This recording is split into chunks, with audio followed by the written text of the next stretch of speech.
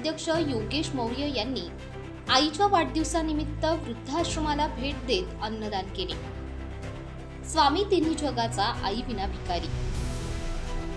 आई बाबा फाउंडेशनचे अध्यक्ष योगेश मौर्य यांनी त्यांची आई सुशीला रमेश मौर्य यांच्या वाढदिवसानिमित्त वृद्धाश्रमाला भेट देत अन्नदान केले आणि योगेश मौर्य यांनी सामाजिक बांधिलकी जपत विभागातील लोकांसाठी रुग्णवाहिकेचे उद्घाटन केले।